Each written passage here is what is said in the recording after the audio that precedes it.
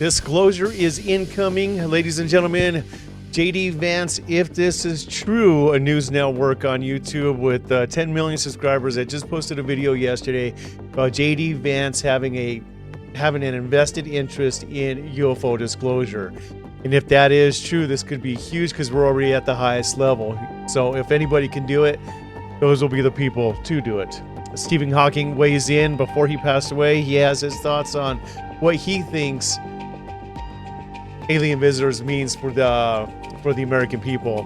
Also, we have another clip too. This one's very interesting, and they talk about, they question Dr. Stephen Greer's credibility and why nobody trusts him anymore. The corridors of power are buzzing with otherworldly whispers. America's Vice President has just thrown down the gauntlet.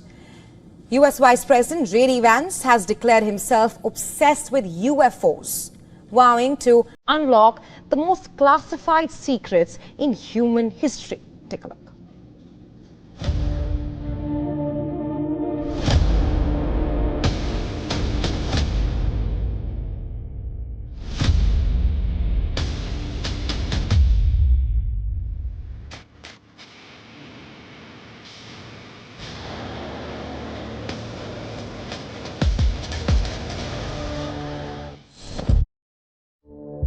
The veil of government secrecy is finally being torn away. For decades, the public has been told to dismiss the UFO thing as a conspiracy theory, a fringe belief for the gullible.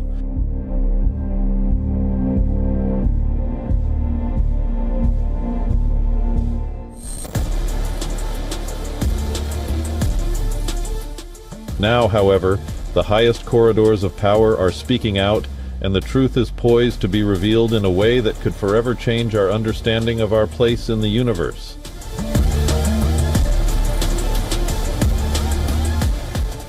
JD Vance, the Vice President, has admitted he is obsessed with the entire UFO phenomenon and has vowed to use the upcoming congressional recess to get to the bottom of it.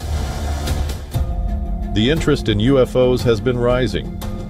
In 2017, a NYT report reignited interest, saying Pentagon has a secret 22 million advanced aerospace threat identification program to investigate UFO sightings. Since then, Congress has held several hearings on UFO sightings. High-level military personnel like David Grush have claimed that the U.S. government possesses craft of non-human origin.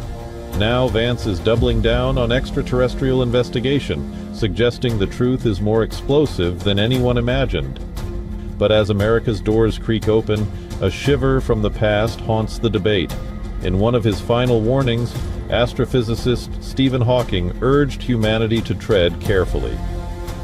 If aliens ever visit us, he cautioned, the outcome might be similar to when Columbus landed in America, which didn't turn out well for the Native Americans. Hawking didn't doubt the likelihood of alien life, he feared its consequences, reminding us that contact with a civilization millions of years ahead could mean disaster. Clearly, the cosmic countdown has begun. Prepare for revelations that will shatter everything we thought we knew about reality itself. Take that with a grain of salt. I have not heard JD Vance say this specifically, live or on TV or anywhere. So where this news network got this information from, I don't know. I don't know their source or where they heard JD Vance making these specific statements. So like I said, take it with a grain of salt. If true, like I stated in the beginning of the video, this is huge and this could be a game changer. Now, here's the clip I wanted you guys to hear about. This gentleman is questioning Dr. Stephen Greer and why he's not particularly a fan of his. But yes, it is true that Jake Barber was tasked to infiltrate Greer's camp and kind of try and maybe set up whistleblowers. I don't know. I think the question needs to be asked, did Greer know this? Was Jake sent in to promise him high-level information, and did Greer know about this and willingly let Barber in, knowing that he was an agent for possibly an agency? Because around the same time, 2023, there are multiple Greer whistleblowers who I have found in Greer's DPI archive, his Disclosure Project Initiative archive, and I formed friendship and relationships with, that contacted Greer, and always in 2023, they started facing reprisals. they started getting threats to their pension. There's one guy in Greer's archive under the number 10892. This guy talks about being on an alien reproduction vehicle retrieval team at Nellis Air Force Base and kind of witnessing the touchdown of a Sunflower extraterrestrial craft. That he cut off contact with Greer because he was threatened with inappropriate, explicit underage content. Oh my God. Yeah. And so this stuff all happened started really ramping up around 2023. And so is there a connection there? One must ask. It's quite perplexing. Huh, interesting. It really is, man. But also, who knows? Greer's operational security is absolutely abhorrent. So there's no excuse that I should be able to go into his archives and be able to track down some of the whistleblowers. No excuse. Right. The operational security is so bad. I should not be able to do that. But yeah. I'm just glad that it was me who was able to do that with some people and not somebody else, unless agency folks have done that and kind of tracked down whistleblowers and threatened them with their pension. Because some of these high-level whistleblowers have spoken to Greer in the past, because he's really was the only guy to turn to for a long time, right? He ran the Disclosure Project. Yeah, that's in the crazy 2000. thing about him. I mean, a lot of people, everybody fucking hates Greer for the most part. I've never heard anyone say anything nice about him except for Jesse Michaels. Jesse Michaels is the one person who's like, bro, you got to give him credit. He's been doing this forever. He's brought forward the most amount of whistleblowers that have divulged the most amount of information. So take it for what it's worth. He's done more harm than good, or no, I'm sorry, more good than harm. I've never spoken to Greer. I don't plan to. He and I don't have a good relationship. He called me an intelligence asset, so I'm not too, and he's also hurt many of my friends, so I'm not too high up on Greer.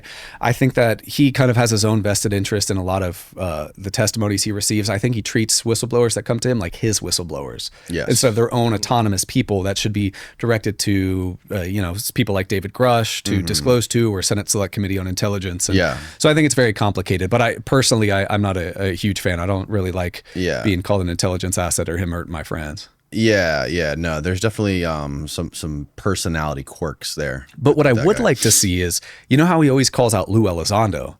Yes, he's got this crazy. There's this crazy dynamic between him and Lou Elizondo, and I'd love to hear what you think about that. I would rather err on the side of pushing for disclosure instead of trying to get into interpersonal problems and so forth, especially a character like Lou, who is surrounded by a lot of controversy. I do think, and all I'll say is I think more questions need to be asked in documents FOIA'd about his time at CIFA in the early 2000s, the counterintelligence field activity. On a pedestal of high level whistleblowers, I put David Grush and then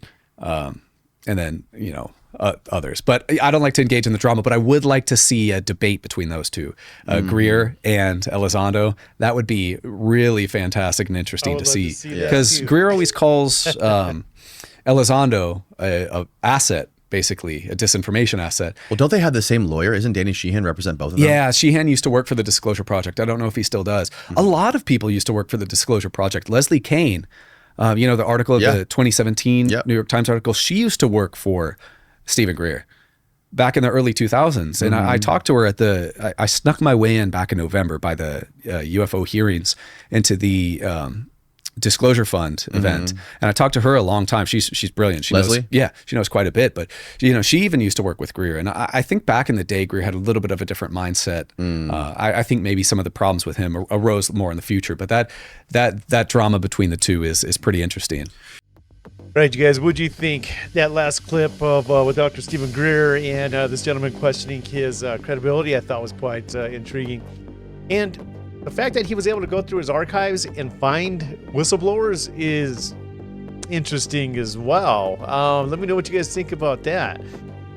These whistleblowers need to be protected. The fact that you could just go to the archives and just find the whistleblowers, that's not good. It's not good at all. Anyways, you guys, let me know what you guys think down below. If you guys enjoyed the video, give me your thoughts and impressions on what you've heard. JD Vance, did you hear this as well, or where did this news company get this information? I don't know. Let me know what you think about that, though. And if JD Vance did say it, and he does have a vested interest in it, and do you think that this is huge and this is a game changer? And let me know what you thought about the last clip as well. You guys, I'm going to head on now to you guys. Like, subscribe, share with your friends, all that good stuff, and I'll catch you in the next one. Ciao.